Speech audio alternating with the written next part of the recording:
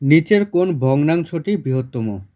15/16, 24/25, 34/35, 19/20। চারটা ভগ্নাংশের মধ্যেই দেখতে পাচ্ছি আমরা প্রত্যেকের ডিফারেন্স 1। এটারও ডিফারেন্স 1, এটারও ডিফারেন্স 1, এটারও ডিফারেন্স 1, এটারও ডিফারেন্স 1।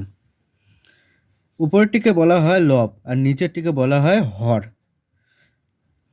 তা উপরটি যদি ছোট থাকে, লব যদি ছোট থাকে আর হর যদি বড় থাকে এবং প্রত্যেকের ডিফারেন্স যদি সেম থাকে, তাহলে এই উপরের চারটির মধ্যে যেটা সবথেকে বড় হবে সেটাই কিন্তু বৃহত্তম ভগ্নাংশ হবে।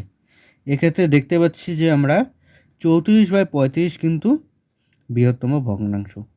এটাই হবে অ্যান্সার। নিচের কোন ভগ্নাংশটি ছোট? এখানে চারটা ভগ্নাংশ দেওয়া আছে, 5/7, 7/9, 9/11, 11/13। প্রত্যেকের কিন্তু ডিফারেন্স কিন্তু 2 করে, প্রত্যেকের ডিফারেন্স 2। সেক্ষেত্রে আমরা দেখব যে উপরেরটিকে বলা হয় লব আর নিচেরটিকে বলা হয় হর।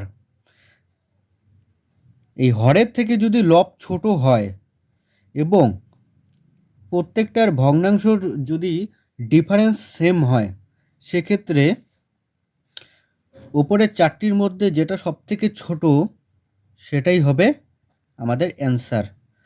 যদি বলতো যে কোনটি বড় ভগ্নাংশ, তাহলে উপরের চারটির মধ্যে যেটা সবথেকে বড় এই 11/13, সেক্ষেত্রে 11/13 হতো সবথেকে বড়।